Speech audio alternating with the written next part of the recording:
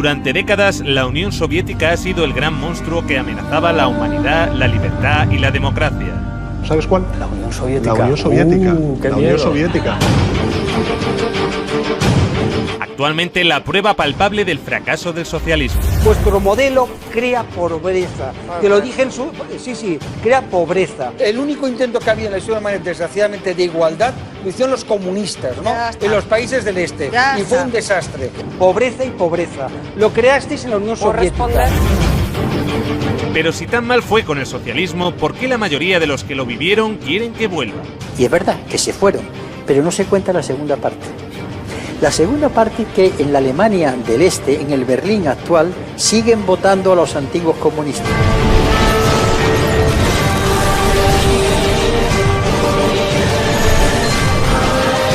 A continuación, vamos a ver lo que no nos han contado sobre la Unión Soviética.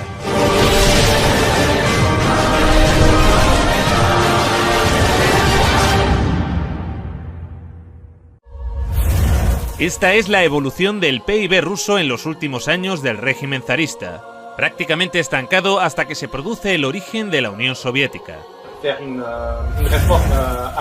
Lo primero que harán será una reforma agraria que otorga a los campesinos propiedad sobre la tierra. Luego, los primeros años de socialismo, como consecuencia de la Primera Guerra Mundial y la Guerra Civil, fueron complicados. En 1921 se creará el Gosplan, el Centro de Planificación. Será un primer plan basado en la electrificación del país, necesario para desarrollar toda una serie de infraestructuras en un país en el que casi no había nada. Esto es lo que sucede con el PIB soviético cuando se inicia el Gosplan. Lo que muestra que la manera en la que los soviéticos habían organizado la economía no era un fracaso para nada. Hasta 1970, el crecimiento era alto. A partir de entonces, entre 1970 y 1980, el crecimiento era menor. Y el crecimiento del bloque blanco algo mayor. Los mecanismos de bloqueo aparecen en esa época. La única caída significativa fue durante la Segunda Guerra Mundial. Una guerra que, a diferencia de lo que nos vende Hollywood, fue ganada a los nazis gracias a la Unión Soviética.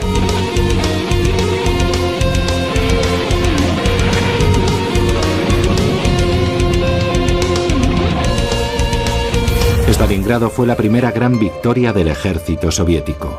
El triunfo del Volga es como un faro, el punto de inflexión de la Segunda Guerra Mundial.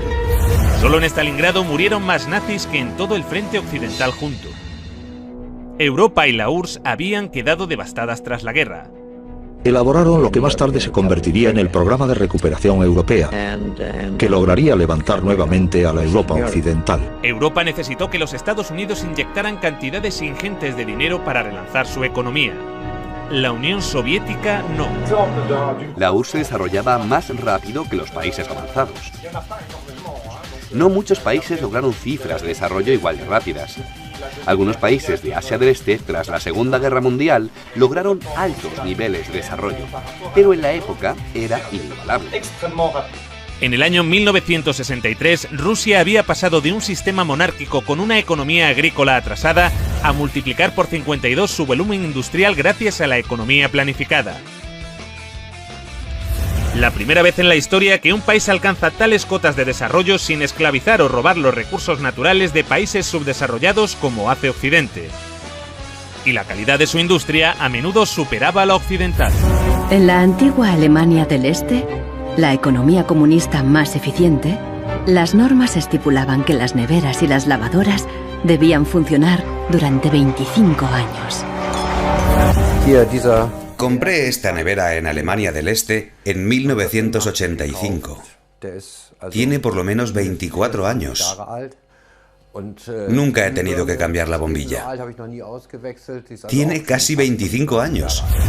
En 1981, una fábrica de Berlín Este empezó a producir una bombilla de larga duración. Los responsables de la fábrica presentaron la nueva bombilla en una feria internacional, en busca de compradores occidentales. Cuando los fabricantes de Alemania del Este presentaron estas bombillas de larga vida en la Feria de Hannover de 1981, sus colegas del oeste dijeron: «Os quedaréis sin trabajo». Los ingenieros de Alemania del Este dijeron: «No, al contrario. Conservaremos nuestros trabajos si ahorramos recursos y no malgastamos tungsteno». Los occidentales rechazaron la bombilla. En 1989 cayó el muro de Berlín. La fábrica cerró y la bombilla de larga duración dejó de producirse. El socialismo logró también mejorar de manera notable la calidad de vida de los ciudadanos. La vida de los soviéticos mejora en muchas cosas: la educación, la salud, el trabajo, pero a cambio la gente paga un precio muy alto. Desde Moscú, los dirigentes del Partido Comunista gobiernan con mano de hierro los diferentes pueblos y naciones que forman la Unión Soviética. Junto a los errores y a veces horrores, los rusos comieron por primera vez con los comunistas. Tuvieron educación con los comunistas. Tuvieron sanidad con los comunistas. La esperanza de vida subió de 40 a 70 años en 4 décadas y la mortalidad infantil se redujo en casi un 90%. Entre 1920 y 1921 hay una hambruna terrible. La guerra destruye la agricultura y además la guerra se da en los territorios más fértiles. La economía planificada también logró resolver esto, tanto que el promedio de estatura aumentó, consecuencia de las mejoras en la alimentación tras la Segunda Guerra Mundial. Esta gráfica muestra los niveles de ingesta calórica per cápita en Europa y los Estados Unidos. Aquí abajo, España. Por encima de todos, la Unión Soviética. Crearon también el primer sistema sanitario universal y gratuito del mundo. Los servicios sanitarios actuales de la URSS son el resultado de 40 años de evolución, experiencias e investigaciones.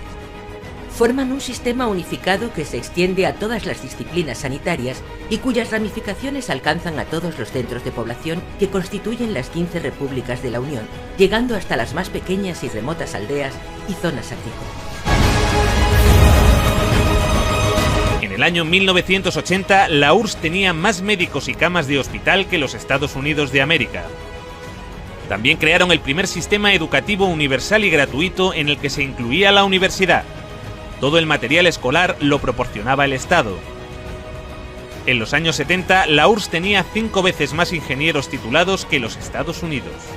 Y mientras los Estados Unidos pasaban la Gran Depresión con un 23% de paro, la Unión Soviética alcanzaba la plena ocupación. Sus oficinas de desempleo permanecieron cerradas hasta el año 88. Y las condiciones laborales no estaban nada mal. Con la Constitución Soviética de 1936 se estableció la jornada laboral de 7 horas, pudiendo verse reducida a 6 o incluso a 4 para las profesiones más duras. La jubilación era a los 60. Para los trabajos más duros podía llegar a adelantarse a los 50. Solo hacían falta 20 años cotizados para cobrar la pensión completa. Los sueldos se cobraban al 100% durante las bajas por enfermedad, y también tenías derecho a bajas si tus hijos se ponían enfermos. La baja por maternidad duraba 1 año. De hecho, fue el país que consiguió las mayores cotas de igualdad entre hombres y mujeres. Antes, en la RDA de su juventud, la mujer era igual que el hombre, y a veces incluso superior. 9 de 10 trabajaban, había guarderías para sus hijos y tenían tiempo de ocio. Este sistema de seguridad social serviría de inspiración a la socialdemocracia occidental, que llevaría a los Estados Unidos y a Europa a su mejor época de la historia en bienestar y derechos. Entre esos derechos están el acceso a un trabajo útil y remunerado, el derecho a unos ingresos suficientes para proveer de una adecuada alimentación, vestuario y esparcimiento, el derecho de cada familia a un hogar decente, el derecho a una cobertura médica adecuada y la posibilidad de tener buena salud y gozar de ella, el derecho a una adecuada protección ante los temores económicos vinculados con la vejez, la enfermedad, los accidentes o el desempleo. El derecho a una buena educación. Luego llegaron los liberales y empezaron a joderlo todo, pero esto es otra historia. Para el resto del mundo, el aporte científico de la Unión Soviética, incluso en economía, aunque no sea totalmente científica, es notable incluso para Europa. El virólogo soviético Viktor Sanov presentó su plan para erradicar la viruela ante la Organización Mundial de la Salud. Por primera vez en la historia, la humanidad lograba eliminar una enfermedad gracias a una campaña de vacunación en la que la Unión Soviética tuvo un papel fundamental. Fueron los primeros que lograron poner un satélite en órbita, el Sputnik. Los medios de comunicación de todo el mundo estaban embargados de emoción porque el hombre había podido llegar al espacio. El cosmonauta soviético Yuri Gagarin fue el primer hombre en viajar al espacio. Valentina Tereskova, la primera mujer. La Mir, la primera estación espacial. Incluso el primer teléfono móvil.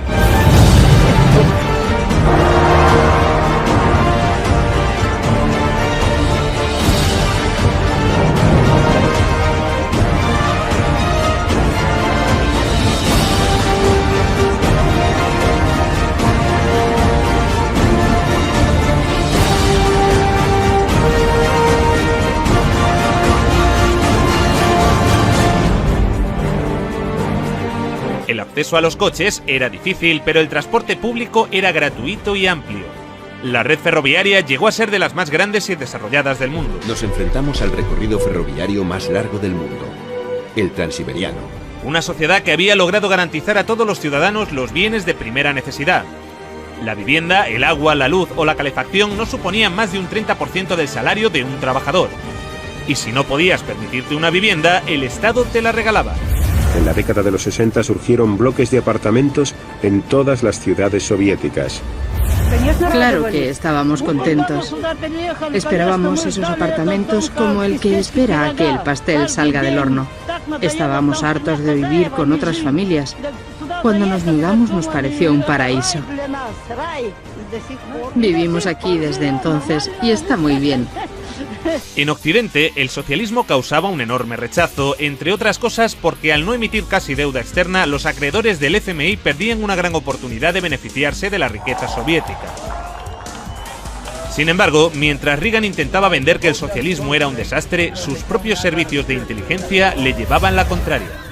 En diciembre, un estudio de la CIA indicó que la URSS experimentó un crecimiento económico continuo y una mejoría en el nivel de vida de su población durante los últimos 30 años.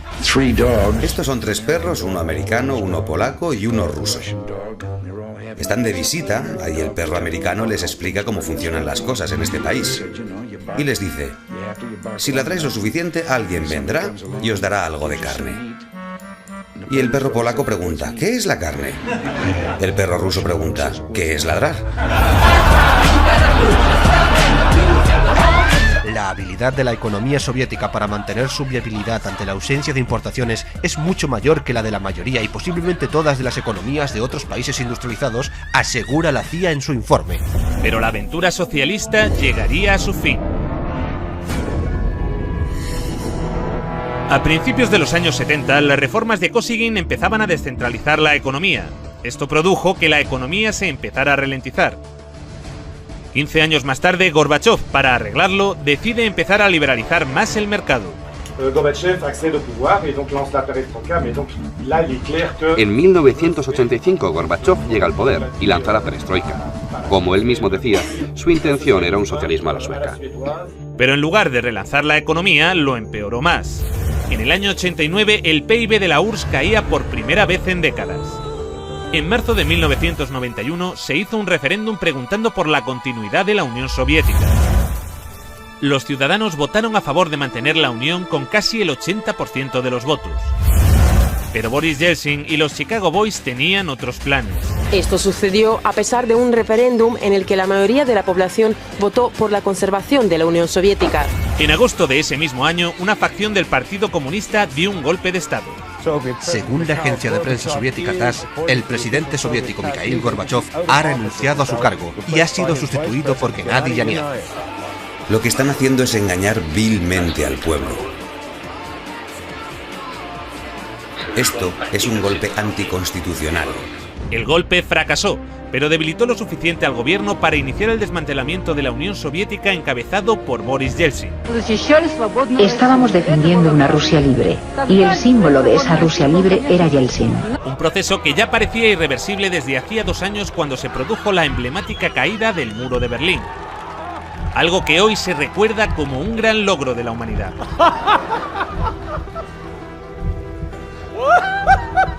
Aunque poco se habló de lo que sucedió después. El libre mercado llegó a Rusia y con él el caos. Se vendieron empresas estatales a precio de saldo. Gracias a la terapia de shock de Yeltsin, en 1992 los rusos consumían un 40% menos que en 1991. Un tercio de la población había caído en la pobreza y la gente tardaba meses en cobrar su sueldo. Con las medidas liberales llevadas a cabo por Boris Yeltsin, el PIB de Rusia experimentó una caída en picado durante los 8 años siguientes. La corrupción era generalizada y el crimen organizado se disparó. Moscú se convirtió en el nuevo salvaje oeste. Eso sí, han construido unos rascacielos de puta madre en Moscú. Se pusieron a la venta más industrias estatales, y así nació una nueva clase de empresarios multimillonarios con influencia política, los oligarcas. En 1998, el 80% de las granjas rusas estaba en quiebra y 70.000 fábricas estatales habían cerrado. Crea pobreza, pobreza y pobreza. En 8 años, el número de pobres había aumentado en 72 millones, mientras Moscú pasaba a ser la ciudad del mundo con más multimillonarios. La pobreza se disparó también en los países miembros y satélites de la URSS. La antigua RDA fue una de las regiones que salió mejor paradas, pero también experimentó algunos retrocesos, especialmente en los derechos de las mujeres. Mujeres de la RFA piden que se apliquen las leyes que protegen a las mujeres en la RDA. Una época cómoda que termina con la caída del muro en noviembre de 1989. Sí que hay un Día Internacional de la Mujer, pero ya no se celebra de la misma manera. A las mujeres ya no se las homenajea como antes. Un retroceso que en ocasiones llegó a tener consecuencias trágicas. Miles de mujeres de la ex RDA se hacen esterilizar por temor a perder el empleo. Las regiones que están más al sureste de Europa o las próximas al Cáucaso pasaron a convertirse en países cuasi tercermundistas. La desintegración de la Unión Soviética ocasionó el colapso de la seguridad social de la que gozaban antes las personas mayores. Numerosos ancianos viven hoy en la pobreza. La venta de riñones por dinero fue la única opción que la mayoría de ellos tenía para poder mantener a sus familias. Es difícil conseguir un empleo en las regiones de Moldavia. He escuchado que un riñón vale $95.000, o cerca de 100.000. Nos engañaron. Sé que no debí viajar a Turquía, pero necesitaba el dinero. Ahora ese dinero ha arruinado mi salud. Desde entonces, los latentes conflictos interétnicos que persistían en varias repúblicas de la URSS se intensificaron y desataron choques armados. Según diferentes datos, estos enfrentamientos se cobraron las vidas de decenas de miles de personas. Millones tuvieron que refugiarse. En Rumanía, ahora es habitual ver a niños viviendo en la indigencia en las calles de Bucarest. Y aunque los acreedores occidentales del FMI se beneficiaron enormemente de que en países como este se disparase la deuda externa, el grueso de la ciudadanía en Europa tampoco fue a mejor. En Europa hay 123 millones de pobres, pero los milmillonarios han continuado creciendo. Por alguna razón, desde la caída del muro de Berlín, en Europa no hemos parado de perder derechos y calidad de vida. Esa gran amenaza, que se llamaba el comunismo y que estaba allí, obligó a los conservadores de aquí a tomar una serie de medidas. Dijeron, o les damos escuela y les damos sanidad y algo más, o aquellos del otro lado nos van a comer el turrón. Cuando cayó el telón de acero, esta amenaza desapareció. Y dijeron, bueno, ya no tenemos por qué darles nada, porque no existe la amenaza. Pero como la URSS y Yugoslavia no existen ya... Mientras, los que vivieron el socialismo en primera persona a menudo lo añoran. Cuando se cambió aquello y se encontraron que tenía que pagar la calefacción, la electricidad, etcétera, etcétera. Una encuesta publicada en 2014 revela que el 60% de los rusos quieren que vuelva la Unión Soviética. Y es verdad que se fueron, porque tenían enfrente un escaparate, pero no se cuenta la segunda parte. La segunda parte que en la Alemania del Este, en el Berlín actual, siguen votando a los antiguos comunistas. En las elecciones federales de Alemania, el nuevo Partido Socialista Unificado de la antigua RDA gana en los distritos de Berlín que pertenecían a la zona soviética. De hecho, se habla sobre todo con nuestros abuelos.